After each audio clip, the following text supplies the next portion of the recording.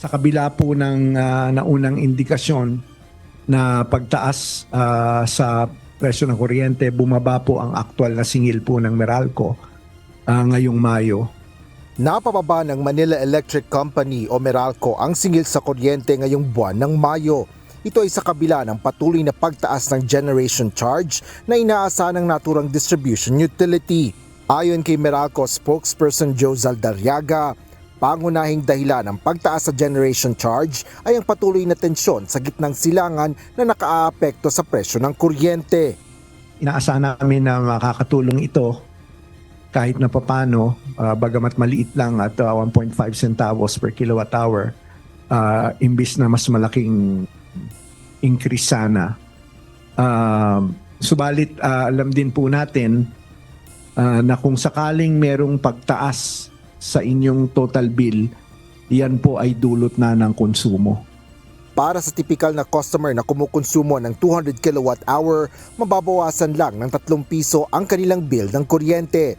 5 piso naman sa 300 kilowatt hour, 6 na piso sa 400 kilowatt hour at 8 pisong tapyas sa 500 kilowatt hour. Paliwanag ni Meralco Head of Utility Economics Larry Fernandez, maraming factors ang dahilan ng pagbaba ng kanilang kabuuang sigil ng kuryente ngayong Mayo. Pinakamalaki niya dito ang pagpayag ng Energy Regulatory Commission o ERC sa isang mekanismo, partikular na ang reimbursement ng line rental amount mula sa spot market. Kung hindi natin na-implement kaagad ngayon for this May, ang generation charge sana ay tumaas ng mahigit piso.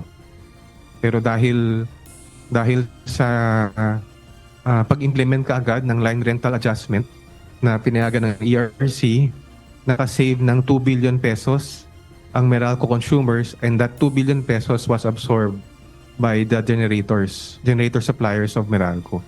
And because of that, instead of a 1 peso increase in the generation charge, naging 40 centavos na lang increase.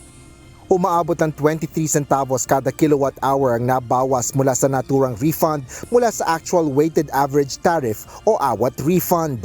Kinumpirma naman ng National Grid Corporation o NGCP ang pagbaba ng kanilang transmission charge. Ngunit bukod dito, inihayag ni NGCP spokesperson Attorney Cynthia Alabanza na itinaas ang alert status para sa Luzon at Visayas grid. The yellow alert is from 2 p.m. to 3 p.m. and then there will be a red alert from 3 p.m. to 8 p.m.